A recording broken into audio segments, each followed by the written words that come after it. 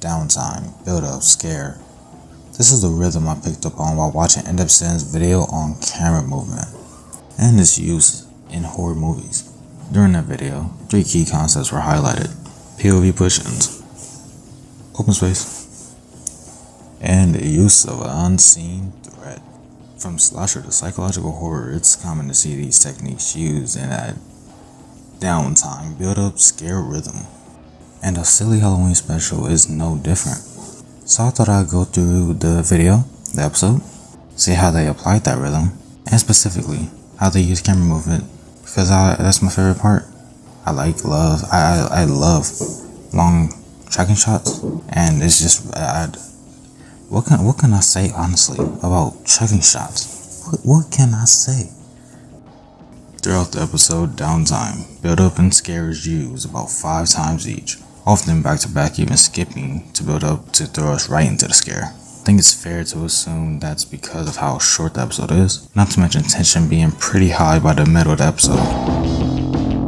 During what I consider to be the first downtime, we're at eye level with the character as well as the forest. The sky is sunny, and Pym is confident in his abilities to get firewood. Because of this, we have no reason to expect anything bad to happen, but that's where they get us. The same sort of thing can be said once we reach our next downtime beat.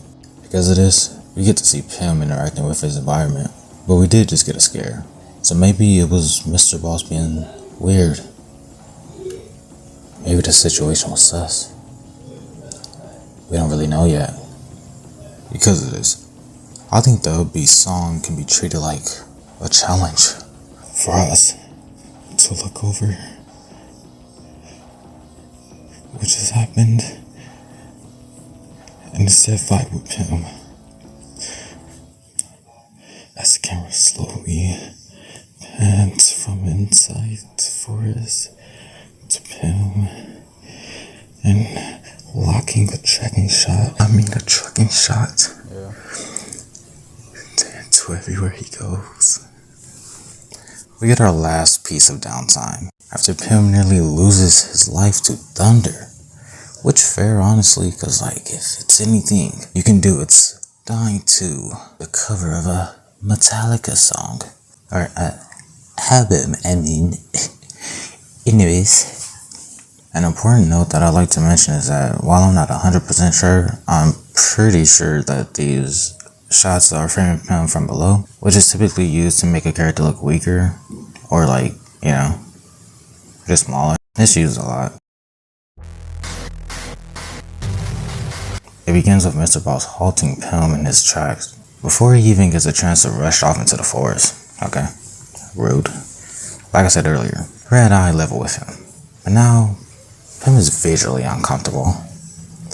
We end up getting a tilted wide shot, also known as the Dutch angle. When Pym is looking for Mr. Boss, it gives me that unsettling vibe. When Pym is looking for Mr. Boss, after warning him about the crooked bridge. In general, there's just a bunch more of that. Pym exploring his environment because it builds tension. There's even this amazing shot where Pym looks back at the Smiling Friends building as the lens changes focus from him to the building and back to him. It is so freaking good. Oh my god, oh my god. Have you seen it? Have you freaking seen it, dude? One of my favorite scenes in this section is when Pym has just crossed the bridge. He's picking up random freaking sticks that he found, and the freaking camera zooms out slowly as he gets deeper and deeper into the forest. And we wouldn't get another build-up beat until 7 minutes into the episode.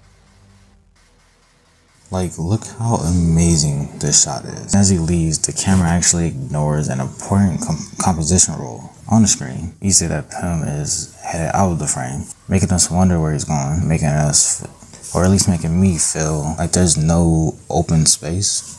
But that was actually effective because the shadowy figure creeps out of the water and runs exactly where we don't want him to go. And for a few seconds, Pym catches his breath. He composes himself and he prepares to walk away. Those few seconds are important. They're vital to us, making us wonder where that thing is going and if it's coming to us before the last part of the rhythm. And the one thing we actually didn't get much of. We have 5 different scares from what I was able to observe. The playful scare, this one is just to get you off your seat, making you wonder what you're really getting into. From there you have the unseen threat. We of course have POV shots that suggest that someone is looking at Pam, but this is the first time anything's concrete. Then we actually see the threat from a distance though, before it finally is shown. Let's start from the beginning so that all the scares up to this point make sense. In our first scare, this is the first time Pam will be framed as weaker and smaller to Mr. Boss, but it overall isn't much of a scare. It's kind of just an awkward situation. Oh, I was just saying, okay. Oh yeah, it's all good.